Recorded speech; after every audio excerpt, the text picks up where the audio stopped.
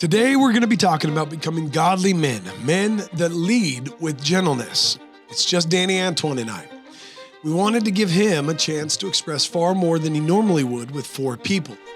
Danny has been involved in martial arts for most of his life. He is a world champion and has been instructing American Kempo for over 3 decades. He is a chaplain and a commissioner in our county, but most importantly, a father figure to many. This is a man that has spent most of his life working in a very physical arena, and yet he is known for his love, for his compassion, for his gentleness. Gentlemen, if you're going to lead well, you must learn how to be gentle.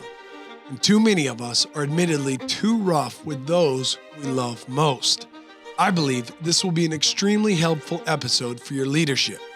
This is the Kavod Family Podcast, the making of a godly man, gentle.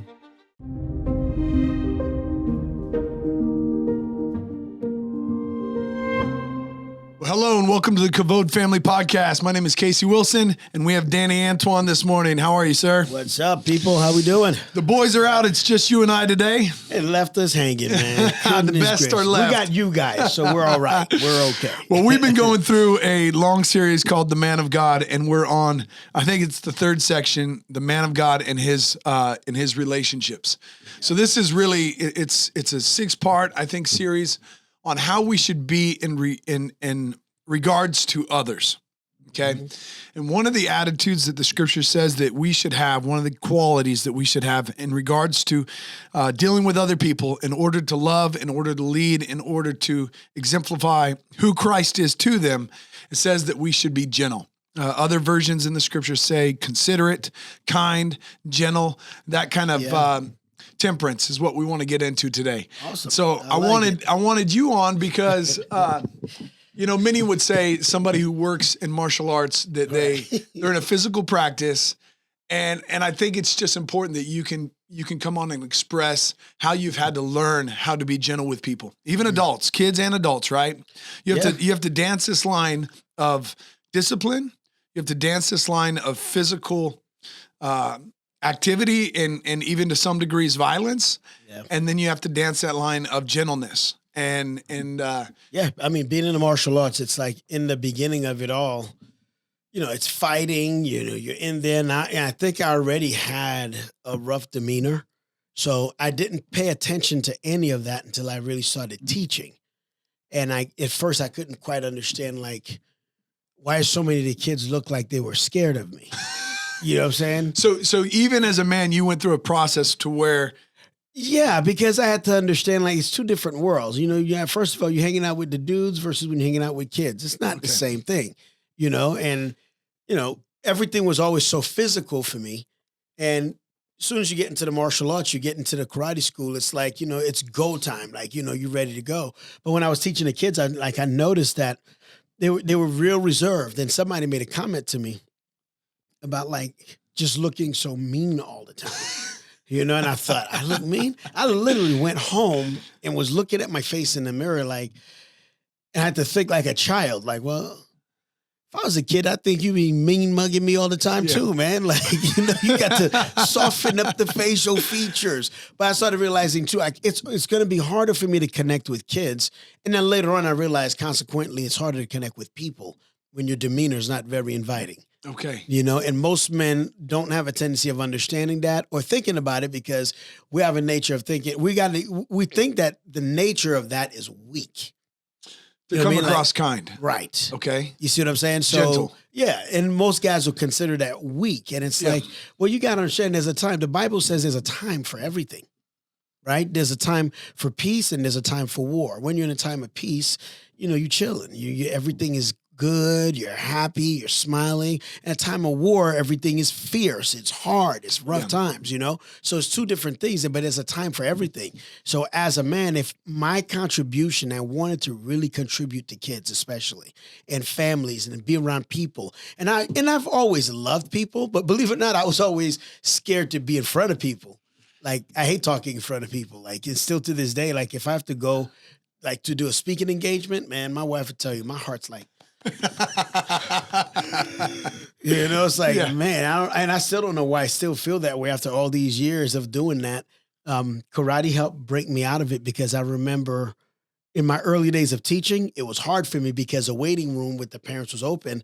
So I always had so many negative thoughts going through my mind. So I'm always worried like they're thinking I'm doing the wrong thing or they don't think I'm qualified to teach their kid. Like all these negative things would go through my mind. Yeah. So it'd make it even that much more anxious, while I was teaching. But I started noticing the moment I started changing my demeanor, the kids responded differently. Okay. And as a result of that, the parents started responding differently. And I started understanding too, like, when the Father lives inside of us, there is a gift within us to be inviting to others. Think how people were so attracted to Jesus. Yeah. Everywhere he went, people were just drawn to him, right? So which means it lets credibility that in his word, if he says that he now lives inside of me, then people are going to be attracted to what's inside of me as well. Yeah. Had a little boy one time. I don't know if I've told this story here before, but little kid, like he must have been like 6 at the time, Michael. And I remember telling him, like, I was sitting down and he was standing in front of me. And I was like, Michael, you don't know how much Mr. Danny loves you. He's like, yes, I do. I said, no, you don't. You have no idea how much I love you. Yes, I do. And the whole time he's looking at me, though, he's looking right there at my chest. Okay. And finally, he's not making eye contact. He's just looking at my chest and like, yes, I do. Yes, I do. And then he looks up and he reaches out and touches my chest and then puts his hand on his chest and goes, what's inside of me loves what's inside of you.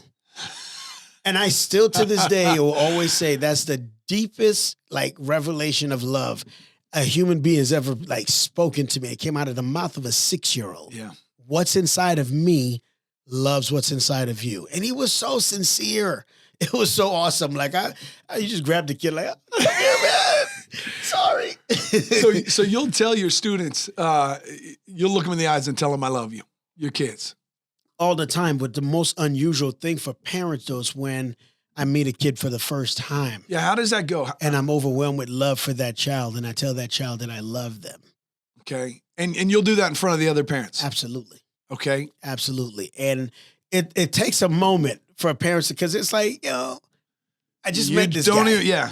How could this be real? But the child know that it's true because kids feel.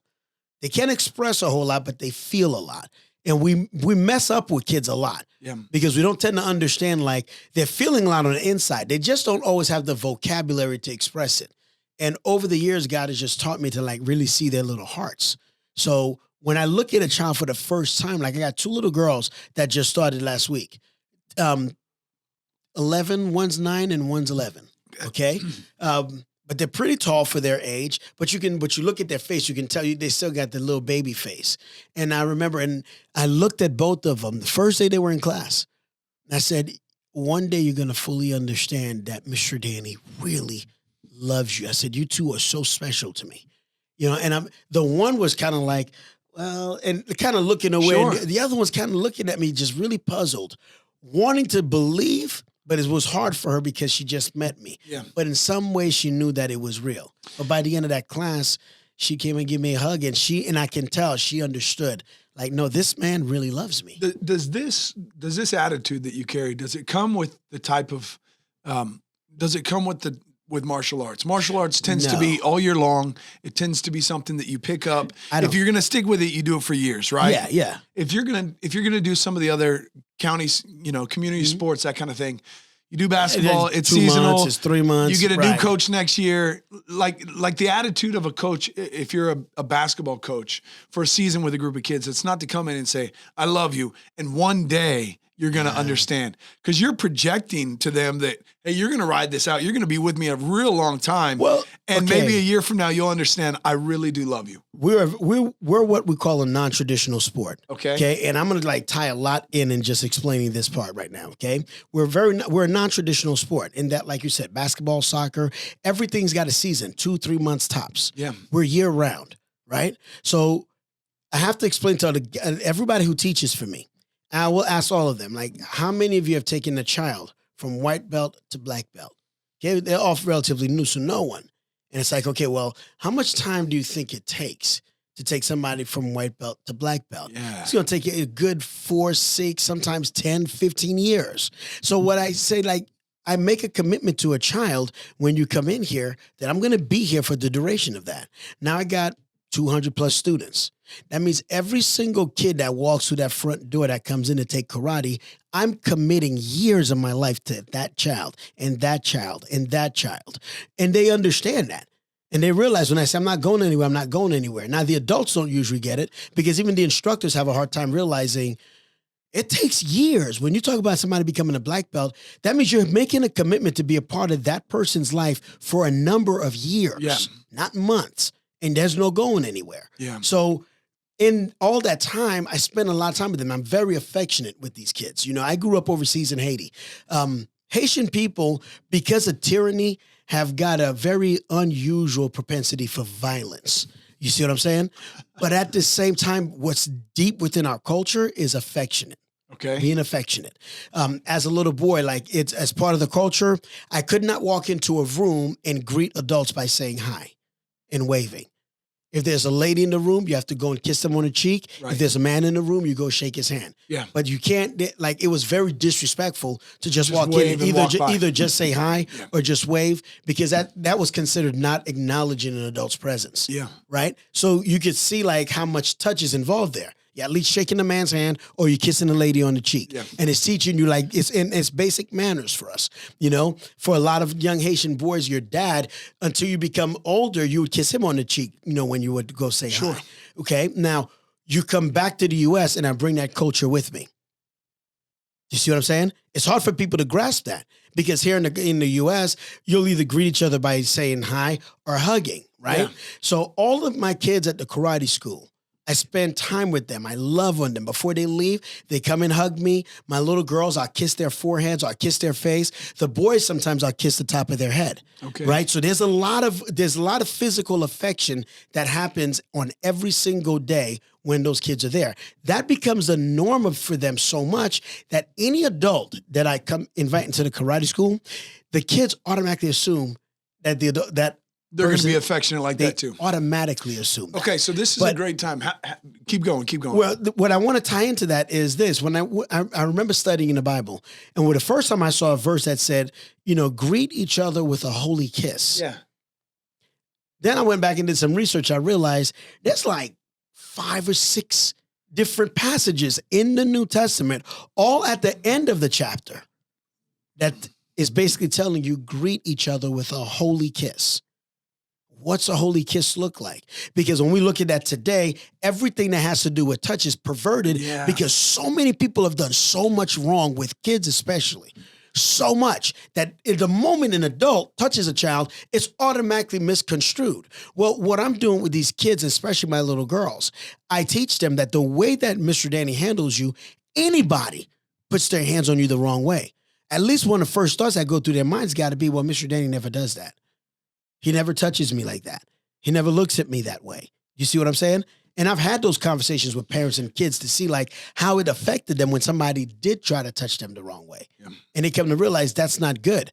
And it gives them a sense of identity to know that they belong, but there's nothing like the sense of just true affection to allow for people to feel loved. Jesus makes us feel loved. If you look at like how he was with the disciples, think about it. These are grown men. The disciple who Jesus loved, where did he hang out? Off on his hip. Right in his bosom, right? Just laying on his chest. And I got a picture in my mind. Jesus is preaching, right? And here's this grown man acting like a kid, laying on his chest. And I have a picture in my mind of Jesus not telling him go away. He just leaves him there and just continues on. Likewise, like when I'm talking, sometimes, like especially if I'm sitting down, those kids, man, they want to come underneath my arm. They want to come lay on my chest. You know, and they'll do that while I'm talking to somebody but they realize I don't ever make them go away. I just hold them there while I'm doing that, because a lot of them sometimes they just need reassurance. It's not so much that they need me to even say something. Just me put my arms around them while I'm talking. And then when they're done, they'll just go away. They don't say a word. So let's get into this because I think this can be really helpful and practical at the same time for men. Especially young men, maybe. There has to be wisdom in how you handle somebody. It's got to be. So right, and you're talking about, you're not just building a relationship with the child. You're also in the process of building a relationship with the parents. Absolutely. So this is not just a grown man who's bonding with kids and ignoring the parents. Because the first objective when somebody brings their child to the karate school, I have to win that parent's heart. Because that parent's got to trust me, man. Okay. I'm not selling merchandise. I'm not selling like T-shirts. I'm working with a child. Like that means you're trusting me with your child's life. For years. You see what I'm saying? Yeah. So I have to make sure that the parents are okay and they understand like who I am and what I'm all about. Then I got to win that child's heart. Even the kids that have the worst type of behavior that they bring to me, love always conquers. People might think, oh, it's because you give them push-ups. No, there's consequences to when they do something wrong. But the predominant thing that happens with them is love. I love them through it. Do you know how many times I've had a kid come off the bus, had the worst possible day? I'm looking at this folder. They went from A to Z. It's like they tried to find everything wrong that they could possibly do that day. And I would go to discipline them and I would hear the Holy Spirit speak to me and say, no, grab a hold of this one. And even though in the moment I feel justified, I'm like, no, he got to get 20 push-ups for that. He put gum in that kid's hair, pull that one, and I can hear God just being so gentle with me. And in that, what God is telling me, how am I with you? Yeah. How many times do I hold you? Yeah. That kid is going through something right now. Hold him. Just hold him. And more often than not, the reason why God told me to hold him will come out through the child because he'll begin to tell me what's really going on. And most of the time, it had nothing to do with the bad behavior that they exhibited. The bad behavior was just a response to something that was going on the inside that they didn't have anybody to express it to. And even if they did, a lot of times, they didn't know how to express it, especially the boys. And so now they got this pent-up aggression because this thing is going on the inside. So everyone sits there and they discipline the behavior and said, go deeper, man. This is a child. Yeah. Kids are inherently amazing, okay? Yes, they will make mistakes, but don't confuse mistakes with being evil-hearted. You see what I'm saying? They make mistakes. And all the kids at the karate school, they mess up on something, they know immediately. And they're sorry. I can look at their faces. I can tell. They're genuinely sorry. So how long have you been a karate instructor? Almost 30 years now. Okay. So you've put in some miles and you've learned the subtleties that cause your behavior to change from maybe creepiness to actually comforting, right? Well, yeah, because you got to think like for most people that are not affectionate, especially, right? I remember I had this one parent in the waiting room, and she's walking around and, her and her husband are there and she's like, I'm not affectionate. I don't like people hugging me, and I just let her carry on and they're all having this conversation. And when she got done, I said, you never say anything when I hug you. Yeah. And she goes, well, that's different. And she's right. It is different. The way that I come across, like what's in my heart, I have a father's heart. So when I'm holding these kids, I'm not holding one of my students. They're my own kids. It's hard for me to separate that. Like I love them so much, but they feel that. So they respond as they would respond to a father. Yeah. Not to just some random guy. Okay. All right. So how do you impart, because here's the balance. You've got to, unfortunately, Danny's not going to be there for the next 200 years, and you've got to impart these things to the next generation of leaders, right? Sure. And usually you get some young rascals that come in as your staff, or they work themselves up, right? Right. And they might have been with you for most of your staff. If I get this right, most of your staff, if not all, were students at one point. Either my own kids or students. Okay, so you put in miles with them before you let them lead. But even when they begin to lead, when they come to work for me, I always let them understand what you see me do with these kids, you cannot do. Okay. I put miles in with these parents. I put miles in with these kids. You cannot just come in here and grab a hold of this kid and think that the parents are going to be okay. They don't know you. My reputation sometimes will precede me. So to get out in the community first. So when most of the time when the parents are bringing their kids to me, they've already heard so much about me, right? Yeah. So in essence, they know so much about me already. They don't even know who you are. So now imagine this mother now walks in. She's a single mother. She's trying to raise, this little girl on her own. She walks in and here's this grown man just hugging on their kid. She don't know you, never seen you, and you never made an attempt to even talk to her. Yeah. You never even made an attempt to even get to know her. Yeah. And then you're hugging on her kid right now. That's kind of crazy to me. It's like, you got to understand the full package. My affection is not limited to the child. My affection is to that child and to everyone around that child. right? Summer camp, when they dropping kids off in the morning, that's my favorite time of the year. Like mornings at summer camp is like that's the place to be. There's nothing like having parents drop their kids off that are not affectionate. And you can tell because the kids are just jumping out the car. Some of those kids, man, they're lucky if that car comes to a full stop. It's like, get out. You're like, whoa. But I've seen this happen summer after summer. Many parents who are not typically affectionate. Yeah. After a while of them seeing the response, how their child is welcomed, it never fails. By halfway through the summer, they'll get out the car when the kid runs out and be like, whoa, wait a minute. What about me? Where's my love? Where's my hug? Yeah. Right? And sometimes when I don't see it, I'll initiate it. The kid will run to me and be like, whoa, go back to that car. They drove you here. Go give some love. And they know what that means, go give some love. It doesn't mean just go and say, bye. They'll run around to the driver's side and, kind of reach in through the window or the parent will open the door. Yeah. So you kind of create a culture of them understanding that. And because it's not part of a culture initially, doesn't mean it can't be integrated in. Okay. Right? And to me, as God's people, we have got to know and understand what that looks like to be kindly affectionate, like he says in his word. Yeah. Be kindly affectionate to one another. There's a reason why he put even kindly before affectionate on that. That means there's a kindness to that affection as well. Right? That takes away the creepiness that we're seeing out there all the time. And that's that dance. Like, it's one of those qualities, the affection that is experienced over at your karate studio.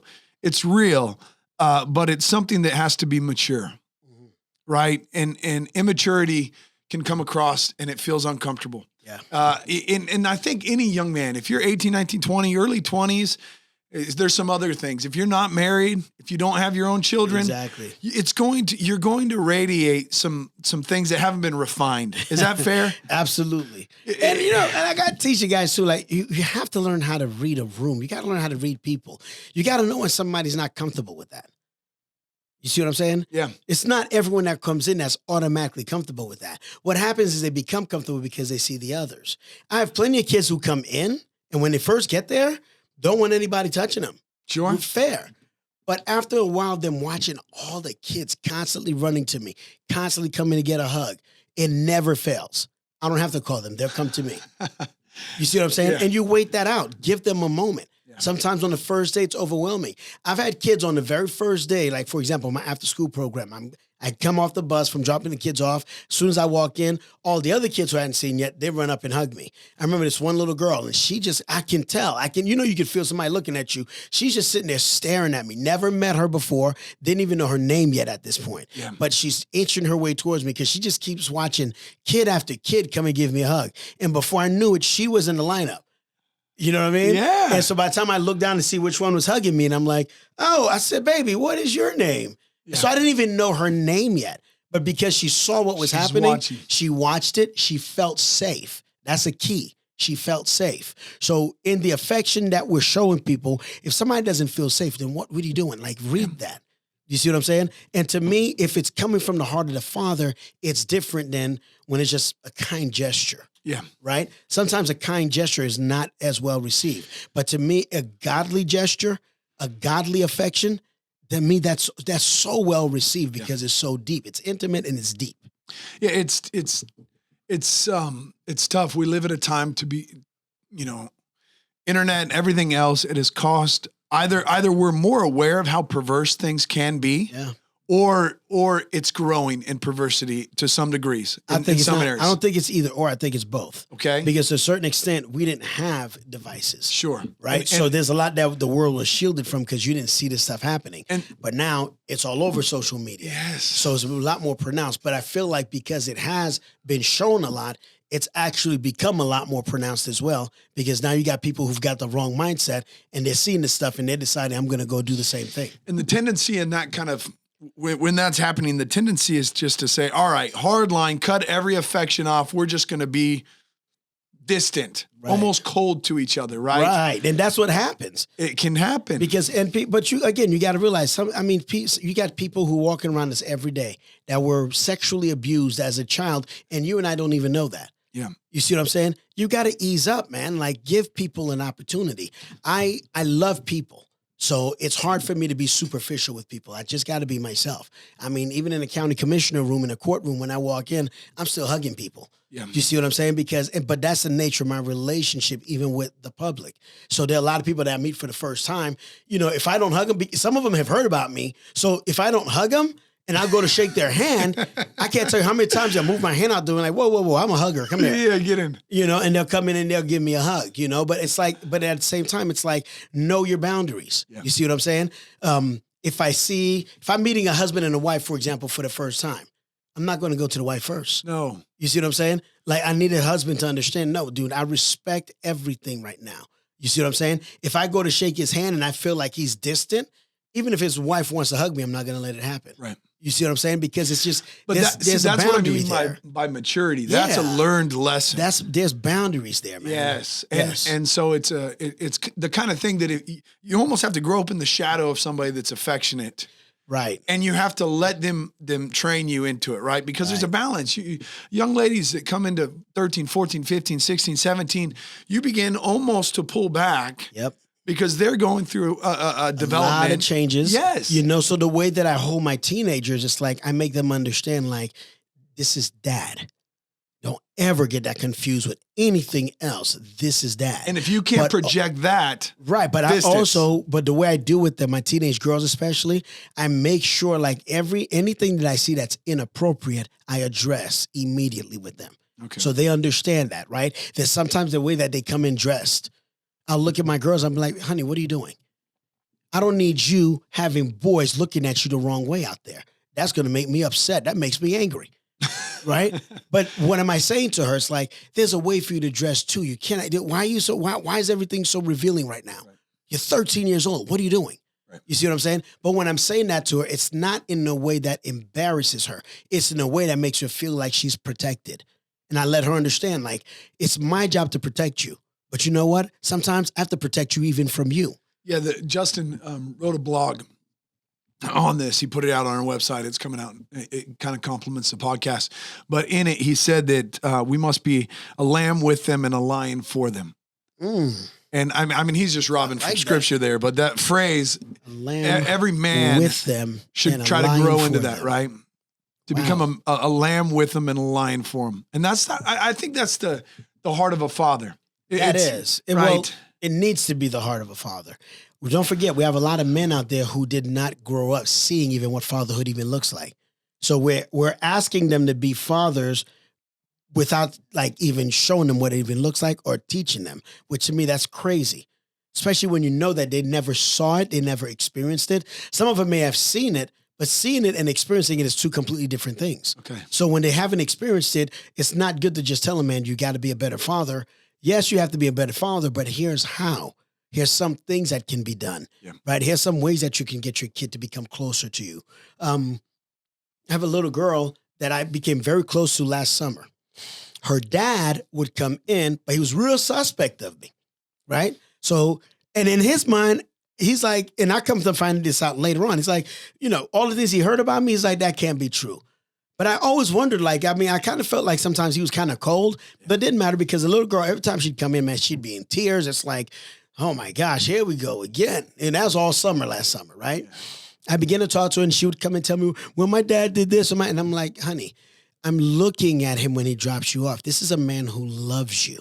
It's very different than what you're saying right now. Don't misunderstand him disciplining you because you did something wrong, right? Because if you did something wrong, it's good that he's disciplining you. Yes. When you do something wrong here, I discipline you. So it's not a bad thing. Just don't do the wrong thing. Oh. And I tell you what, he started coming in and taking classes with me this year. Well, after we started to get close is when he revealed that to me. And he told me what changed him was he started realizing how much her being there changed her relationship with him and drew the both of them closer together. The child and the father were getting closer because she was coming to karate. Because of my relationship with her, the way that I did my relationship with her, I taught her how to honor fatherhood. Okay. You see what I'm saying? So there are ways that she was never looking at her dad, especially in such a culture where being a man is considered to be toxic. Yeah, it's tough. If the only place that you ever receive discipline is at home, you begin to communicate or connect that that's a negative thing. Exactly. So when he saw the relationship, because he always wanted to be close to her, but there was like some friction there. But then the relationship started, it just slowly evolved and changed with them. And he let me know. He told me, he said, because of the way my relationship with her changed, it drew me closer to you because I realized it was what she was learning here. You see what I'm saying? Yeah. So there's a way too with all my little girls there like that have dads that are trying, but they're not giving them a chance. And a lot of time, believe it or not, they're not giving them a chance because of that crazy culture out there. Dude, I watched, so it was last year and we were out on the football field and we had a young boy who was, putting in a low C effort. We'll call it that, right? He was just struggling. Yeah. And you had a parent on the sideline that was demanding an A+ effort, right? Right. And it was getting a little bit of attention and fanfare from the community, you could say. So we're watching this play out, and I'm watching, and the head coach at the time, I won't mention his name, great guy, great coach, but the father came over and brought the son. And no, it was just the father and the coach talking. And so he's communicating to the coach saying, hey, this is what I need and this is what I expect. And I'm waiting to see, like, what's coach going to do here? How's he going to respond to this, right? And he turns, and I thought it was one of the wisest, and it was just handled really well. Mm-hmm. He turns to the father and he says, I'm sorry I haven't done my job. It's not your job to get hard on your son while I sit here and watch him give a C+ effort or a low grade effort. I should be hard on him so you can love him. Let's make a deal from here on out. I'll be hard on him and you support him as a good father and as parents. But I won't slack, and I'm sorry.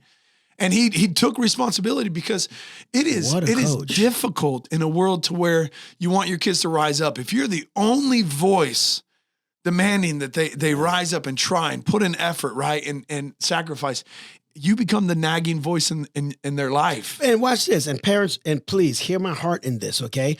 When a parent looks at me and says, well, you know how it is. The kid's always going to listen to a coach more than they listen to you. Yeah. And I always tell the parents, you're the first voice. Yes. I'm the addition. Yeah. It's not the other way around. Yeah. So when I have a kid who, like, they listen to me, do whatever I tell them to do, but they go home and they're like little monsters, right? Yeah. I love to bring this perspective, but you got to see the look on the kid's face. And I'll do it a lot of times in front of the parents, right? I'm like, okay, so you come here, you do everything I tell you to do nonstop. Yeah. You go home, you won't listen to a word they say, right? I don't feed you. I don't clothe you. I don't provide a house for you. I don't take you to all your practices. I don't take you to school. I don't do any. They do all of that. And you got zero respect for them. I don't do any of it. And you're going to try to come here and respect me more than you respect them? Never going to happen. Never going to happen. Right? And you can see the kids' wheels turning because you just listed a whole bunch of things that they're just used to naturally until they hear it verbalized. Yeah, they feed you every day. You got clothes on your back every day. Yes. Got a warm house. You got your own room. You got a bed. You got toys. You got games. And then on top of all that, anywhere you want to go, you got a built-in like the taxi service there for you, right? And they're doing that and they're going to work, working all day long, getting off of work super tired, and you're still the first priority. And you got the nerve to be sitting there respecting other people more than you respect them. Nah, that's backwards. And you can see their little faces change. And I love to see they don't always get it right in the beginning. The ones who get it in the moment, though, it's a powerful thing. Others, it takes them some time to get there. And I'll keep reiterating that to them, right? Oh, I'm sorry. I'm the one that woke you out of bed today. I gave you breakfast. Is that what happened? I took you to school. Yeah. I did all these things. I went to work. I paid for your tuition. I did all that. No, she did. Go over there and act like you realize that's what your mother just did. Or go over there and act like you realize that's what your dad does for you every day. Go act like it. Go act like you understand that. Yeah. And complete change. But a lot of times it's because it needs to be vocalized to them. Yeah. So, but it's done in a way, again, like we're talking about being gentle. There's a gentleness to that and it's like an imploring them like, honey, that is bad.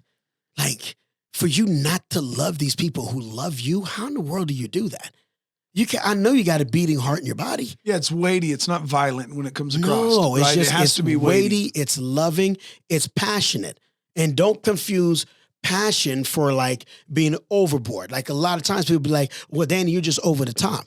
I'm very quick to let people understand in a culture where passivity is the norm, am I too passionate or are you too passive? There's a big difference. And passivity is the culture that we live in. So any kind of passion is now given a negative connotation, and that's wrong. Yeah. Because now it's like you're sucking the life out of people.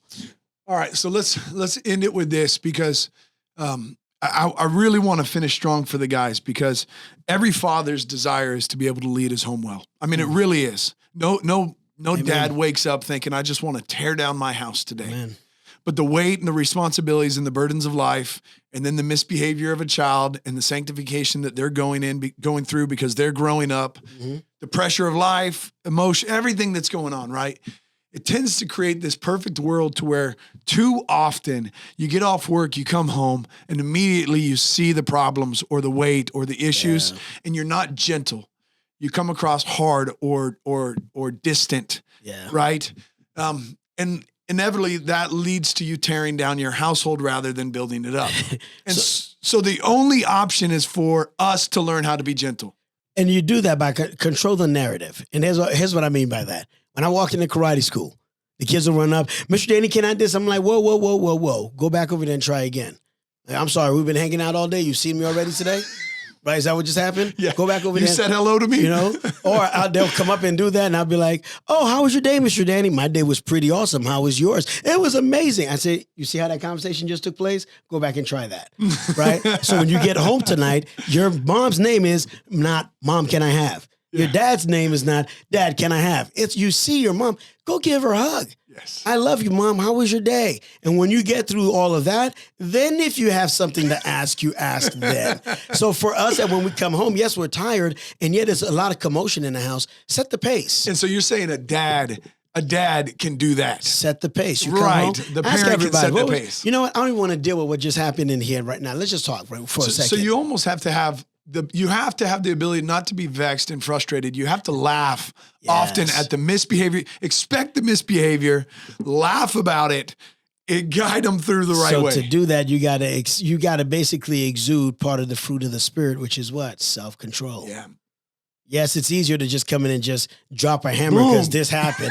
They did this, and all right, everybody's Pistol getting whipping it. Everybody. Right? It's like, whoa, easy, cowboy. You know what I'm saying? Gentle. And usually, like, the icebreaker for us as men has got to be just learning the art of conversation. Yeah. Let's find out what happened today. How did school go? Wife, how was work today? And that's really the root of this word gentle. Consider it. It really means to be thoughtful. Yeah. And to do that, you have to give place for somebody to communicate, You to do. talk. And my wife is so gracious with me. I don't always do it well, but I love how she lets me know that, really? You know what I mean? You've been patient with those kids all day. Exactly. You can love little Johnny, right? But now here you come home and I get the wolf? No. Right? But it's cool to have that because I got to allow for that to put me in check as a leader in my home and then lead correctly, not get offended. Yes. Take a step back, lead correctly. Because if more often than not, men, when these things are presented to us, if we take a step back, there is at least a degree of truth to it.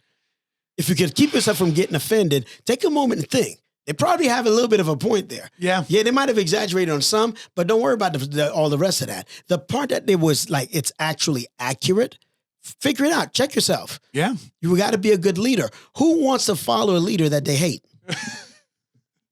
Who wants to follow a leader that they don't like? That doesn't listen. Right? Yeah. If they, I used to tell people this, like if they fear you, they'll follow you, but they probably don't like you. Right? Yeah. If they like you, they respect you, they'll follow you. They may not have a whole lot of fear, built into that. However, if they love you, they'll walk through fire for you. Yeah. But the way you do that is you got to love them first. We love Christ. Why? Because Christ loved us first. Yeah, there's that plea at the end of 1 Corinthians chapter 16 that it stands out to a lot of men. It becomes 16:20. Well, no, 13 and 14 is what I'm thinking of. Well, there's that call. It's kind of it's two texts that have kind of been an anchor for a lot of men, a lot of men's ministries. 13, be watchful, stand firm in the faith, act like a man, be strong. And then verse 14, this is the one that probably relates with kindness today or gentleness. Let all that you do be done in love. And so a very strong exhortation, be watchful, stand firm in the faith, act like a man. Be a man. Have some courage, right? Be strong, but do it in love. In everything that you do it in love. If you don't have love, I can't consider you a man at all. So there really needs to be a strong check, and maybe that's the check. Every day when you pull into the driveway, it's all right, whatever I'm feeling, I'm going to exude love to my family. Fellas, don't you go in there guns blazing. No. Be easy on that. You know, like my wife's hobby, she loves our grandkids and she loves having over. So I always have the habit when I come home, first thing I do is I look down. If I see little shoes, that means I got some little ones running around the house. You know got to find them. So now it's time to go to work. This is the real job here, right? You got to be there. I might be tired, but when I walk in the door, I see those little faces. I see my wife's face. It's like, no, it's time to kick it into gear, man. So that's where we're at. If a man has soured his home, how does he turn it and begin to make it a place of gentleness? Start with you. You start with yourself. Even if you've messed up to the max. Okay, let's say for the last year, he's been coming home to children that are now teenagers, a wife that has lived through it, right, and carried the burden of whatever weight she's carrying. He gets home, the children rarely say hello anymore. It's just kind of in passing. Yeah. Rarely get dinner, rarely eat as a family together. How do you turn that to a place of gentleness and affection? Get some flowers. Bring some flowers home to your wife. Okay. As soon as you give her the flowers, just express your love to her. Make sure she understands you fully love her. Then if your daughter's in the house, go grab her and go take her for a walk, even if it's for 10 minutes, right? Strike up conversation. Your son, grab him. Take him outside in the yard. Throw a ball around with him. Wrestle around with him a little bit, right? Be random about it. Yeah. And even if they don't receive it, you just be consistent. Come back tomorrow, do it again. So you have to repent. And what I mean by repent is turn. You have to stop doing and allowing what's been going on. And express it to them. Like, tell your little girl, honey, I'm sorry. All this time, I don't come home. I don't ask you how things are going. I don't find out about your day. I truly apologize and I want to do things differently, right? And again, even if they don't receive it, come back tomorrow, do it again and again and again. Because if you do that, you're displaying what it truly looks like to fight for somebody's heart. And if it takes time, weeks, months, maybe a year, whatever, man, there's tax that needs paid when you've done that to your own home. If you've messed up, that's part of the tax, baby. You know what I'm saying? So you can't. We want to flip that so quickly. Well, you can't be saying like, I tried. No, that's not. Men, we don't try. We do. Yeah. You either do or you don't. And you keep doing until you get to the desired result, period. Anything less than that, all you're going to do is just keep getting mad and just keep adding more gasoline on top of that flame. Yeah. Well, anything else to wrap this up? No, just be kind. Be kindly affectionate to one another. There's so much that the Father has in his word when he says that. And it's a short passage, but there's so much that's in that. And if we just take the time to do that, we can actually change the whole world around us. We can change people's reactions around us just by doing those two things. Be kindly affectionate to one another. Well, gentlemen, you're going to lead, and you're going to lead rightly or you're going to lead wrongly. And if you do not check yourself and become gentle and considerate when it comes to your own home, you're going to tear it down. There's no other way. We live in a world that is built by the principles of God Almighty, and we have to conform to his system. And so check yourself, renew your mind, transform your heart, let his spirit come in, trust in God, follow after Christ, let the glory and weight of God come down upon you, and it will decrease the weight and the burden of this life so that way you can love and lead and care and be gentle with your family. So thanks for listening.